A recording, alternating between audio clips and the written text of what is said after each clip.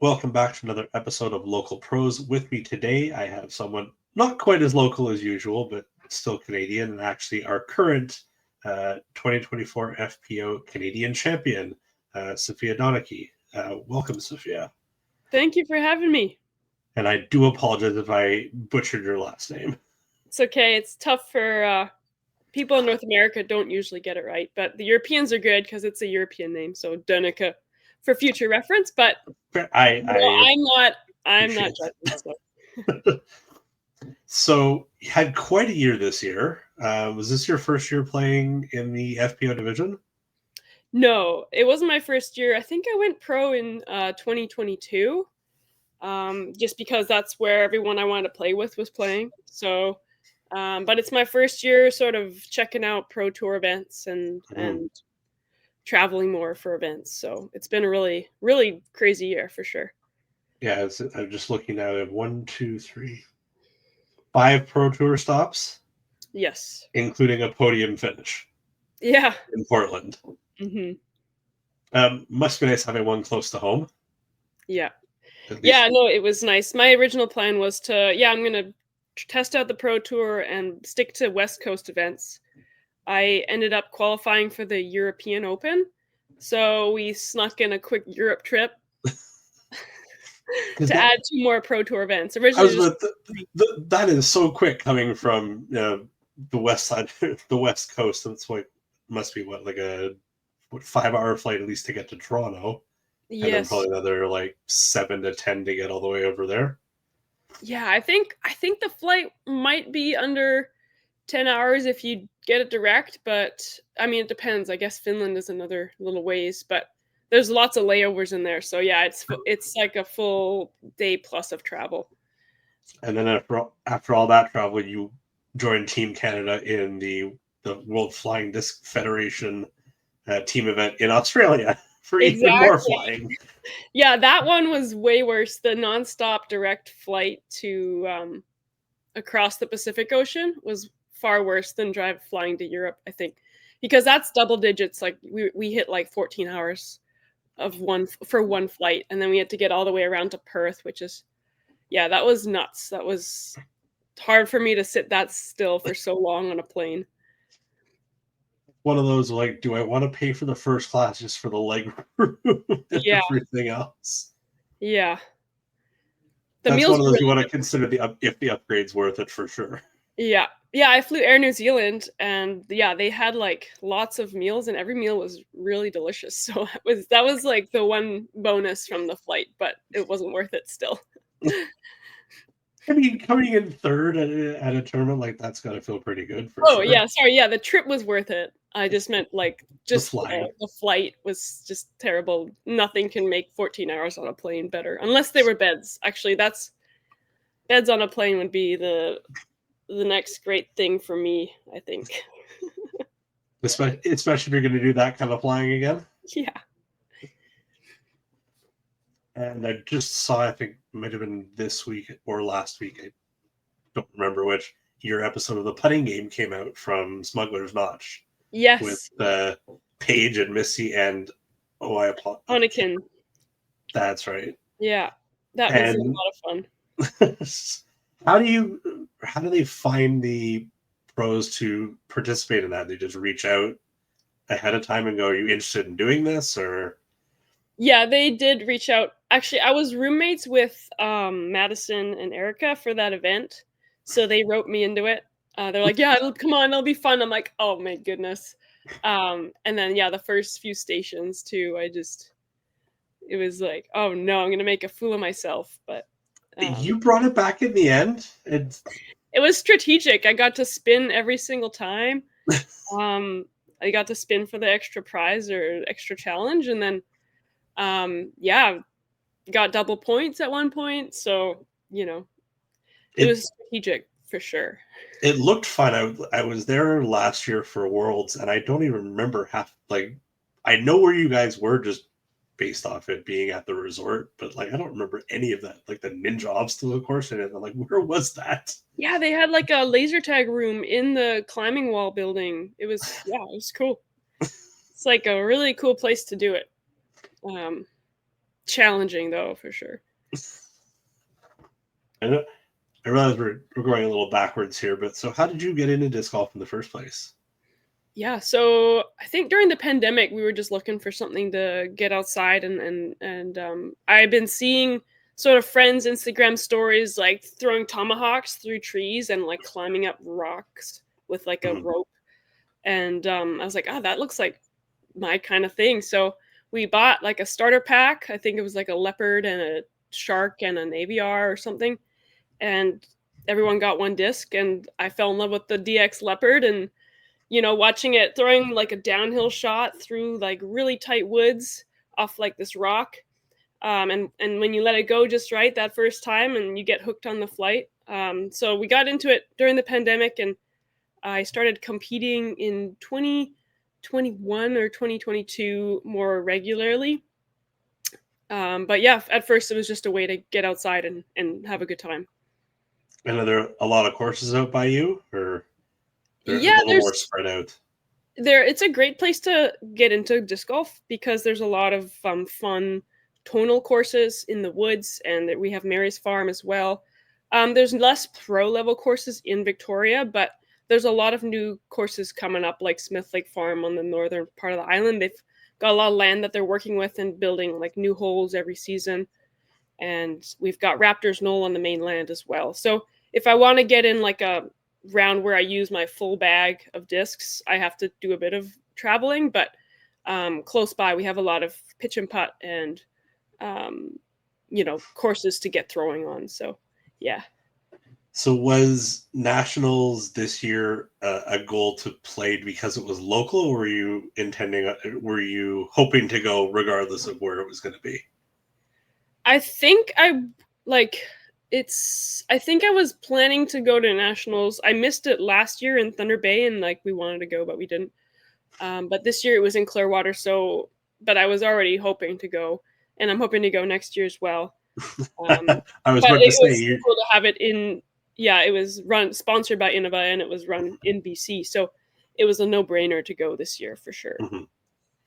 And next year, I think it's likely also sponsored by Innova, given who the main tournament director is, and it's in my neck of the woods, so Okay, out in the just east of Toronto. in Peterborough, right? So it's Or spread across a little bit of area, but Peterborough is, I guess, the closest big city, um, so to speak. But like, I mean, you probably fly into Toronto just because that makes the most sense, especially coming okay. from over in Victoria. But got some pretty good competition out here, and Oh yeah. Rebecca Dawn's going to be defending her in of a RIP title Yep.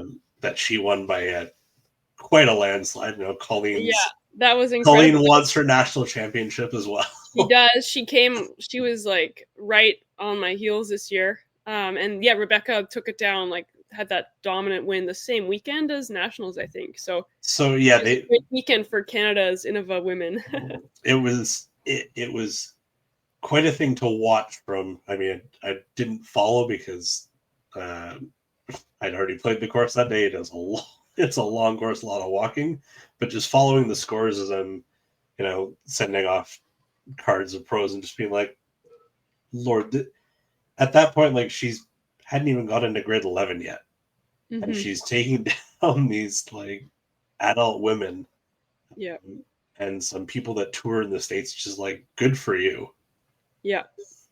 Yeah, she's a beautiful thrower. I haven't played with her yet, but I'm really excited to meet her and then also just play in Ontario. I haven't played in Ontario ever, so yeah. So you've played in a number of tour events. Did you do you qualify for like one of the silver cards or a full tour card for next season? I do. Yes. Yes. So Wonderful. I will have a card, and so I can register for any event I want. I have to get that sorted out still. Hmm. Uh, but yeah. Yeah. I'm sure Innova Canada will help get all that sorted as much as they can. Oh yeah. Yeah, Because Innova's been awesome. They actually, speaking of my national championship, they just sent me, I haven't actually said this yet. I've been like, I got the box today and I've been unboxing stuff, and just got back from throwing like a national championship Oh, wow. disc. So like I got 100 discs from Innova that I can distribute. So I'm really excited to announce these like today or tomorrow, and then so I got like a bunch of cool molds and stamps. So I guess you're seeing it for the first time on here. I get to see it early, and yet this isn't going to come out for a couple of weeks.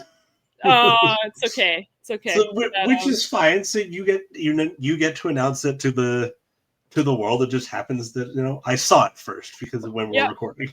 That's all good. But what kind of molds did you get? I got Mako 3s, so in the new Innova Glow plastic, and like it's glowing in like I got in the car and like these are at my feet and like they're glowing at my feet. So the new glow plastic is killer. It's awesome. And then I got Pro Destroyers and Pro Bosses, just they fly really far. And then I got Galactic XT Pigs and Sonics. And then I got I got Gorgons and Rolos for the people. And Halo Wraith for the people as well. I'm sure everyone's gonna love that. Yeah, so I'm really excited. The stamp's super retro, so I picked out some for myself, but you absolutely have to. You can't get away with just selling all of those for just to pay for your tour. You got to keep a couple in reserve. Yeah. There's no way Nate Sexton doesn't have 1 million Sexton Firebirds just stashed away because he. I know. Them. Yeah. So what are your plans for next year? Hoping to do a full tour or just kind of expand a little bit on where you were this year? Yeah. So I sat down and sort of made checked out when the calendar came out and thought about definite yeses. So I think I'm not playing like every single stop. I think like not a ton of pros. I guess some people do that, but I'm definitely going to be doing the full West Coast swing. I'm going to be going to Europe for Worlds, and then obviously playing into the playoffs, hopefully. And then I'm still sort of figuring out how much of Texas I'm going to do. So the beginning of my season is going to be, I'm going to be hitting up less Pro Tour events, but I'll definitely be playing and traveling for some A tiers in a couple months. Which is going to be fun. Yeah. Well, if you're planning out, there's quite a swing that happens right around nationals that'll be in this area. So yes. Hopefully that makes your travel plans a little bit easier. Yeah. If you're planning to hit up those stops as well. Definitely. Yeah. So it's going to be a busy year, and I'm still figuring out whether we're going to be driving a lot or whether we're going to fly and split Airbnbs. So that sometimes determines how much of Texas I'm going to do. And but I'm really excited. And just excited. We're going down to California for New Year's, and I'm going to be throwing down there. So that's always really fun to get back into warm weather disc golf. I'm sure that'll be wonderful. Mm-hmm. I was going to say, as long as you're far enough south in California, because I was in San Francisco at like the end of August, 10 years ago. Yep. It's cold in the morning. It is, yes. So I guess I forgot to mention I'm doing the tour down under in New Zealand next.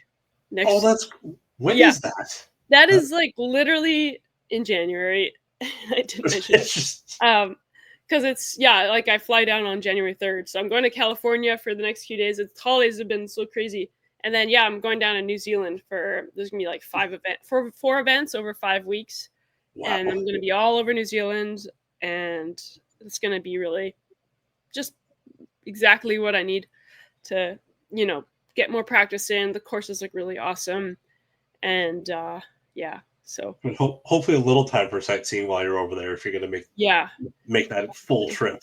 The nice thing is, stuff. I mean, there's like so much density of things to do and see in New Zealand that it's not very hard to fit in a lot of sightseeing. I'm guessing just like because like everything is a pretty close drive. I mean, we're going to be going all over the place, North Island and South Island. So there's going to be lots of time to check out cool courses, and I'm going to bring a bike over. So that's the plan, at least. Hopefully, if I can get everything sorted out tonight.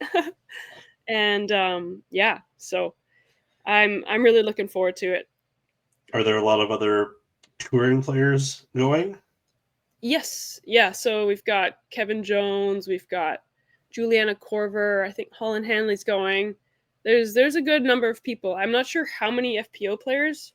I think there's not a ton of us, but it'll be a mighty little crew for sure. And hopefully some locals to, Yeah, buff up the field a bit. definitely. Yeah. So before I let you go, I like to have a little rapid fire round with my guests. Okay. Favorite dish that's currently in your bag? Favorite dish that's currently in my bag is like a beat-in straight flying eagle, champion eagle. Mm-hmm. Favorite course that you've played so far? It will be the Monster, the new course in Tampere, Finland, which will be where Worlds is next year. So I played it during the European Open, and it was like wooded and challenging, but really rewarding. And you just like every hole is you have to be so deliberate, and yeah. Course that you want to play that you haven't gotten to yet? De La Viega, I think, down in Santa Cruz or like just south of San Francisco. Mm-hmm. I think it's like 2 courses or 27 holes, and like apparently it's like a hike, a lot of walking and a lot of elevation, but it sounds like a lot of people have that's their favorite course. So I really want to check it out. It certainly looks like it from the coverage I saw when it used to be on tour. Yeah. So next time we're driving down, I want to stop there. So for sure. Your dream foursome? Oh, my dream card for disc golf? Yeah. I gotta say, now that I've roomed with them, it's got to be like Madison Walker, me, Erica, and then who's gonna be the fourth? Oh man, there's so many good choices. The fourth. I'm trying to think. Maybe I should pick a local player. Absolutely, you can do that. I'll say us three, and then maybe Julie Mowens, the local player here on the island. Nice. I've heard nothing but good things about Julie and actually the entire Mowens family. She gets me through winter out here on the West Coast. She has a little daughter too that comes out and is put her first disc in the basket the other day, so that was really exciting. I was there for that. It was the best. Yeah. And last but not least, your favorite commentary team in disc golf? Oh, Two Hot Geese. And then me and Gabby Lee too, of course. Oh yeah. We did the commentary for a couple events on Parked Pro. So, we're a close second. Our goal is to be as good as them one day. I will have to look out for those because I unfortunately haven't seen a lot of their coverage because I keep forgetting to subscribe when I see some of the others come up. So I'll definitely have to get on that. I feel bad, especially because I helped do commentary for last year's Nationals with Colleen. Oh yeah. I should be much better about that. It's all good. Well, thank you very much for your time, Sophia, and good luck, safe travels, and we look forward to hopefully seeing you next September at Nationals. Yeah, thanks so much for having me. Pleasure.